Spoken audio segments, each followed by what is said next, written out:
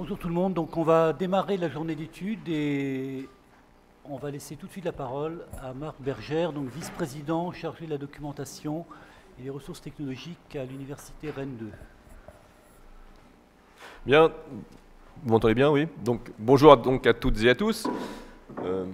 Mesdames, Messieurs, donc chers collègues, comme vice-président effectivement en charge de la documentation et des ressources technologiques donc, de l'université Rennes 2, en mon nom, mais aussi au nom du président donc Olivier David, comme au nom de mon collègue vice-président à la recherche Leszek Brokowski, qui nous rejoindra cet après-midi puisqu'il préside aujourd'hui et ce matin même donc une commission recherche. Je suis donc particulièrement heureux, mais aussi donc honoré de participer à cette journée d'études co-organisée par l'URFIS de Rennes, le SCD de Rennes 2, la MSHB et la MSH Ange-Guépin. Avant d'aborder le cœur de mon intervention, je tiens d'emblée à souligner la chance qui est la mienne. En effet, par un alignement des planètes particulièrement favorable, mon université, donc Rennes 2, bénéficie non seulement d'un SCD très dynamique, mais nous sommes aussi l'établissement de rattachement d'une URFIST et d'un CRFCB, tous les deux très actifs et déployés de longue date dans le périmètre Bretagne, Pays de la Loire. Si vous y ajoutez le fait que nous sommes également le siège d'une grande maison d'édition scientifique comme l'Épure, qui siège dans ce bâtiment même, et d'une MSHB, qui est la puissance invitante et recevante ce matin, très investie dans les humanités numériques, vous comprendrez sans peine, je pense, que dans un tel écosystème, comme on dit aujourd'hui, j'ai tout pour être un VP-Doc comblé. Tant ces atouts majeurs contribuent à l'ancrage territorial de notre établissement et bien plus encore à son rayonnement. Cette ouverture est aussi l'occasion pour moi de rendre un hommage appuyé au réseau national des URFIST. Un réseau certes petit par sa taille, mais grand par ses compétences, auquel il convient de rendre toute la place qui lui revient, selon moi, dans le paysage de l'IST, au niveau national, voire au-delà. Puisqu'il est question d'hommage, j'espère que vous me permettrez, et surtout que vous me pardonnerez, un petit message plus personnel à l'attention d'Alexandre Serre, co-responsable de notre URFIST pour quelques jours encore. C'est l'occasion pour moi de lui remercier publiquement et chaleureusement, il y aura d'autres occasions sûrement, mais c'est déjà une première, pour la qualité du travail accompli, notamment autour de l'enquête et bien au-delà, mais aussi pour lui témoigner tout à la fois mon estime et mon amitié. Réseau national des URFIST, disais-je, avant cette incise plus personnelle, qui est constitué depuis 2017 en GIS, dont l'université Rennes 2 assure la présidence jusqu'en 2020 par mon intermédiaire, et dont le directeur donc, qui nous vient de Nice, c'est Gabriel Galzo, est présent dans cette salle et que je salue. Une structuration en GIS dont l'enjeu consiste précisément à renforcer nettement le tropisme recherche des URFIST, sans pour autant, je vous rassure, renoncer à ses autres missions, ou à leurs autres missions de veille ou d'expertise en IST, et encore moins à la formation, dont chacun sait ici combien elle est unanimement appréciée dans nos établissements par les enseignants-chercheurs comme par les doctorants. La recherche. Parlons-en un petit peu, justement, puisque c'est elle qui nous réunit donc ce jour. Comme vice-président, mais aussi comme simple enseignant-chercheur, j'ai eu la grande chance d'être étroitement associé à l'aventure collective de l'enquête sur les données de la recherche en SHS, réalisée au sein de Rennes 2 en 2017, dans ces différentes phases que j'ai pu suivre, quantitatives, qualitatives, analytiques et rédactionnelles. Sans entrer dans le détail de son contenu ou de ses résultats, d'autres le feront beaucoup mieux que moi durant cette journée. Permettez-moi néanmoins d'en souligner ici quelques traits que je considère comme essentiels. 4 principalement. Premièrement, cette enquête témoigne d'une synergie, la synergie remarquable qui a présidé donc à sa réalisation entre d'une part l'URFIST, et notamment Alexandre Serre et Marie-Laure Malingre, le SCD, notamment Cécile Pierre et Didier Collet, et la MSHB, notamment Morgane Mignon, qu'ils en soient tous et toutes remerciés et félicités, et bien entendu tous celles et tous ceux qui ont travaillé donc à leur côté pour réaliser ce très beau projet. Deuxième point, le taux de participation, tout à fait significatif et surtout représentatif de notre communauté, avec in fine un beau corpus de près de 143 répondants et de près de 21 auditionnés. Troisième élément, la très grande qualité rédactionnelle du rapport final qui le rend particulièrement accessible, et donc parce qu'il est particulièrement accessible, particulièrement utile. Quatrièmement, la portée de cette enquête, pour son apport bien évidemment intrinsèque à la connaissance des pratiques des chercheurs et enseignants-chercheurs en matière de données de la recherche, bien entendu, c'était sa cible première, mais aussi, et peut-être encore plus, mais là c'est ma casquette de VP qui me fait dire ça sans doute, pour ses préconisations finales, qui en font un outil désormais précieux pour la gouvernance politique et scientifique d'un établissement arts, lettres, langues, SHS comme le nôtre. Disant cela, rassurez-vous, je ne cherche en aucune manière à tirer la couverture à Rennes 2 et je n'oublie en aucune manière non plus le contexte plus global dans lequel s'inscrivait cette enquête. Je sais notamment ce qu'elle doit à celle réalisée donc à Lille 3, qui va nous être présentée ce matin par l'un de ses promoteurs. Au-delà, il est bien entendu essentiel d'interroger les données comme base de tout processus de recherche, qu'il s'agisse des données sources en amont ou des données résultats en aval. Pour autant, et sans chercher à faire le malin ce matin, je vous le confesse bien volontiers, je me reconnais parfaitement dans les conclusions de l'enquête Rennes 2, et notamment dans les pratiques empiriques, voire artisanales, c'est comme ça qu'elles sont qualifiées, de nombre d'enseignants-chercheurs, notamment SHS, en matière de stockage et d'archivage de données.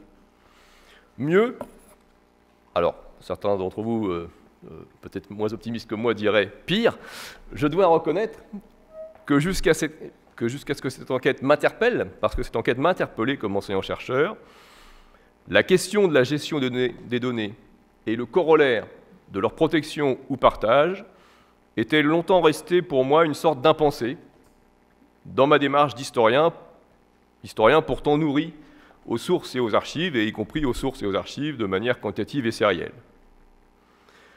Aussi, et pour conclure, je veux adresser donc mes plus sincères et vifs remerciements à toutes celles et à tous ceux qui, aujourd'hui, par leurs conférences ou leur participation à des tables rondes, vont précisément nous aider à plus et mieux penser nos politiques, nos pratiques et nos stratégies en matière de données de la recherche. Je vous remercie.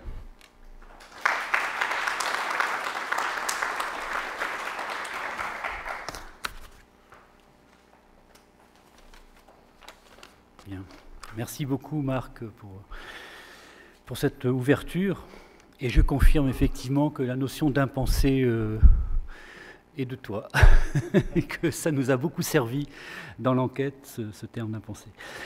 Donc, bon, moi, c'est avec beaucoup de plaisir et non sans une certaine émotion aussi, effectivement, parce que, comme l'a dit Marc, ce sera ma dernière journée d'études au niveau à Rennes 2. Donc, que je présente cette journée d'études, qui est un peu le bouquet final d'un projet qui a commencé il y a presque 2 ans, et dont on ne pouvait pressentir au départ qui se poursuivrait ainsi. Donc quand l'URFIST a lancé l'idée d'une enquête sur les données de recherche, sur les pratiques des enseignants-chercheurs en SHS en matière de données, donc on a lancé cette idée à l'été 2016. On ne pensait pas du tout que ce projet d'abord prendrait autant de temps et qu'il se poursuivrait toujours, parce qu'il n'est pas fini, on va le voir.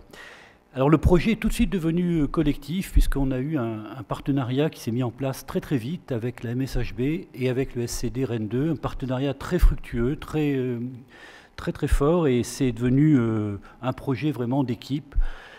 Et bon, je salue là aussi encore mes collègues que Marc a cités à l'instant. Et puis le projet d'enquête a obtenu très rapidement aussi un soutien politique fort de la part des instances de Rennes 2, du vice-président Marc Bergère, mais aussi du vice-président Lecek Brogowski, et enfin de la commission recherche de l'Université Rennes 2. Et ce soutien politique, je tiens à le dire, a quand même été déterminant dans le succès de l'enquête. C'est-à-dire qu'il a donné une légitimité, une visibilité à cette enquête auprès des enseignants-chercheurs. Et c'est une des conditions d'ailleurs de succès d'une enquête, quelle qu'elle soit, je veux dire, auprès des enseignants. Il faut qu'il y ait un soutien, il faut qu'il y ait un investissement des politiques. Je crois que c'est très très important.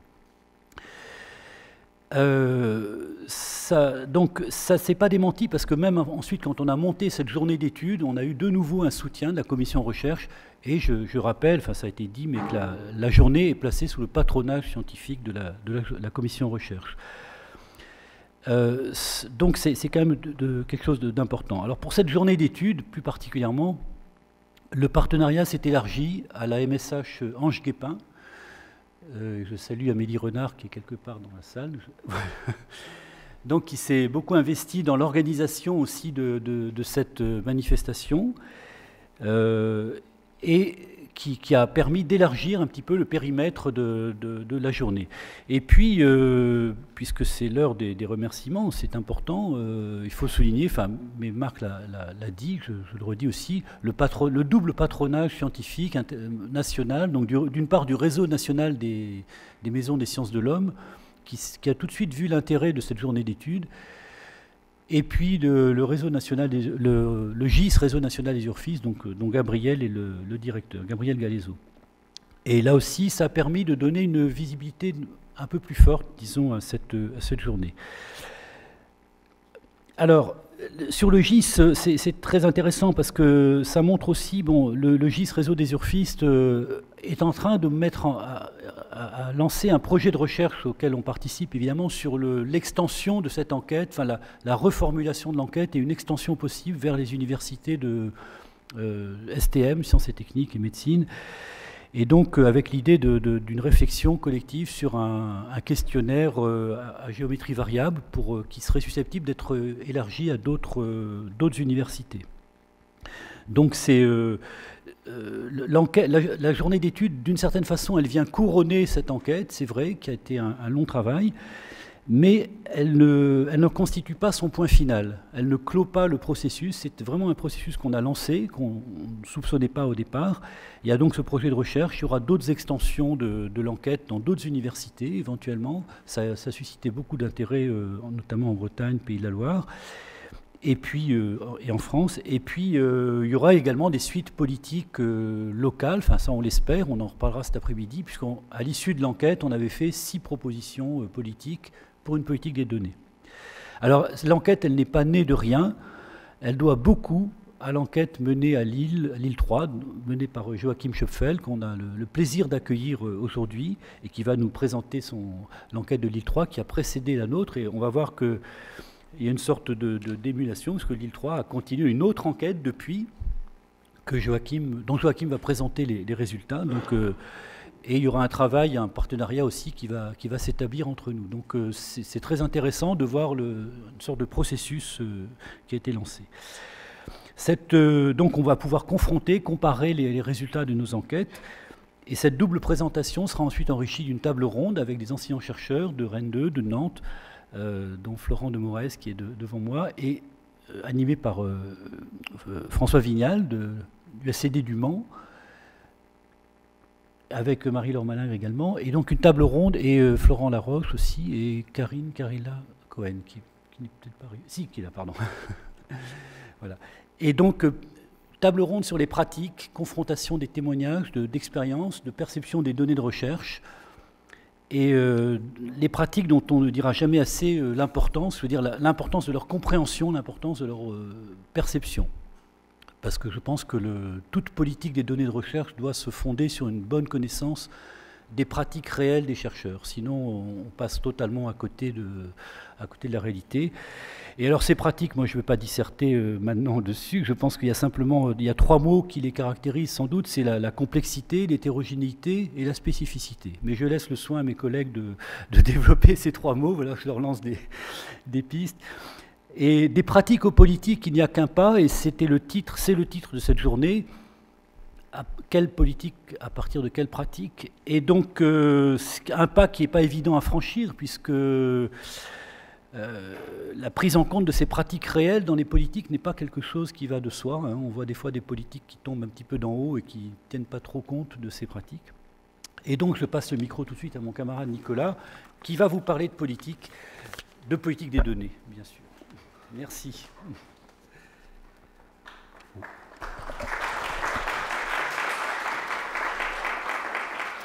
Merci Alexandre, bonjour. Donc je vais parler au nom de la Maison des sciences de l'homme en Bretagne. Alors je ne sais pas si je vais précisément parler de la politique des données, mais plutôt vous dire finalement quel était l'engagement politique et quel est notre engagement politique, on pourrait le dire comme ça, et pourquoi il y a eu aussi cette enquête et ce travail collectif et cet alignement des planètes. Voilà. Donc quand l'URFIST a lancé l'idée de travailler sur les données de la recherche et plus précisément sur les pratiques et les représentations des chercheurs en SHS, nous nous sommes dit à la MSH, ingénieur en humanité numérique et moi-même, que cela correspondait parfaitement à nos préoccupations du moment. C'était l'époque, c'était en 2016, c'était l'été 2016, et donc une éternité à l'échelle de la science, de la recherche et des politiques de la recherche. C'était l'époque de la mise en place de la plateforme humanité numérique à la MSH, dans le cadre du CPER, de l'installation d'un serveur de données froide, la Humanium Box, et puis de nombreuses réunions à l'échelle nationale où l'on parlait de plus en plus de plans de gestion de données. Un drôle d'expression qui arrive comme cela dans le champ. Et donc, à la MSH, nous rencontrons ces expressions-là et nous devons gérer aussi et les faire passer auprès des collègues. Mais comment cela se passe-t-il? Dans les faits, nous rencontrons au quotidien des chercheurs, des ingénieurs qui ont des demandes très précises en fonction de leur projet, en fonction de leur discipline, et d'autres chercheurs qui prennent conscience petit à petit que leur projet ANR, leur projet H2020, qui est en cours de préfiguration, va nécessiter une ingénierie particulière et des services spécifiques. Donc, on peut répondre au cas par cas, mais il est important aussi pour les maisons des sciences de l'homme, qui sont des unités de service et de recherche, donc qui mutualisent d'une certaine manière la logistique et l'ingénierie au profit et au service des chercheurs. Il est important pour l'USR d'aller vers des services et des réponses qui peuvent concerner l'ensemble des unités SHS. Donc jusqu'ici, jusqu'en 2017, nous avions une vision un peu impressionniste des besoins et des pratiques des chercheurs, et j'ai presque envie de dire pointilliste. On répondait au cas par cas. On essayait d'être assez pragmatique, mais il n'y a pas de politique et de position claire qui se dégageait finalement des activités et des ambitions de la MSH. C'est pourquoi donc l'initiative d'Alexandre et de l'URFIST nous a semblé être une bonne occasion de commencer à objectiver notre point de vue, nos pratiques, en vue de construire une offre de service à partir des résultats de l'enquête. Je vous rappelle, mise en place de la plateforme humanité numérique et puis ce serveur de données, il y en a 6 en France, qui s'appelle la Humanium Box, et on ne peut pas faire n'importe quoi avec cela, il faut avoir véritablement une vision d'utilisation de cet outil-là qui en plus est en réseau avec les autres MSH. Donc voilà, il nous a semblé évident de proposer notre collaboration à la mise en place de cette enquête, et j'allais dire c'est déjà le premier point politique, c'est-à-dire une sorte de prise de conscience et d'engagement à aller vers l'action. Le deuxième aspect politique pour moi concerne la question de la responsabilité, c'est pas un vain mot pour moi en tant que chercheur du SR, la responsabilité que nous avons, nous les chercheurs et aussi les responsables de services transversaux à l'université. Il est important d'être au rendez-vous des enjeux actuels des SHS en prise avec le numérique et plus précisément avec les nouvelles problématiques techniques et scientifiques liées aux données. Il est important pour nous de ne pas rester dans la simple posture de services qui diffusent des informations qui sont souvent perçues par les collègues comme des recommandations qui viennent d'en haut, je ne sais où, mais d'ailleurs, et qui tombent sur eux dans cette logique du top-down. Être en contact direct avec les chercheurs, c'est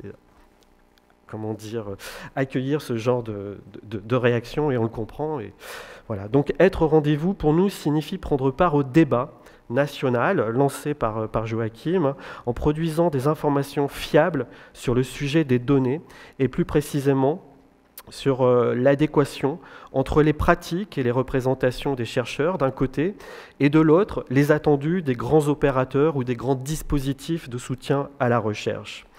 Être au rendez-vous signifie également, pour nous, services centraux et USR, de prendre l'initiative, et ça c'est important, de collaborer, d'associer nos forces, nos compétences, afin d'éclairer les décideurs et les acteurs de la recherche, tant sur le plan local, régional que national.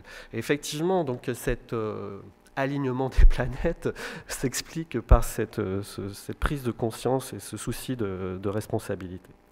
Et le troisième aspect politique, effectivement, c'est cette journée, et c'est aussi ce qui va se passer cet après-midi, c'est l'intitulé de l'après-midi, et ce plateau que nous avons réussi à construire, à fabriquer avec les responsables de la journée et de cette enquête sur les données de la recherche, et d'accueillir finalement tous les acteurs, peut-être les décideurs qui ont à voir et qui ont un rôle important dans la mise en place et dans ce qui sera certainement la politique des données de la recherche dans les mois et les années à venir. Et donc, de rassembler comme ça, ici et maintenant, finalement, tout ce qui compose cet écosystème de la recherche en SHS, un directeur ou une directrice d'unité, un directeur de MSH, un vice-président recherche, un délégué régional à la recherche et à la technologie, et puis le directeur scientifique du secteur sciences de l'homme et de la société, du ministère de l'enseignement supérieur et de la recherche. Et ça, nous remercions vraiment toutes ces personnes d'être présentes, d'avoir répondu à notre invitation et d'être au rendez-vous. Donc, d'une certaine manière, je suis certain qu'il va se dire des choses et se passer des choses ce matin et cet après-midi, et que l'on aura une vision plus claire sur les prochaines actions à mettre en œuvre pour engager cette politique des données de la recherche. Je vous remercie.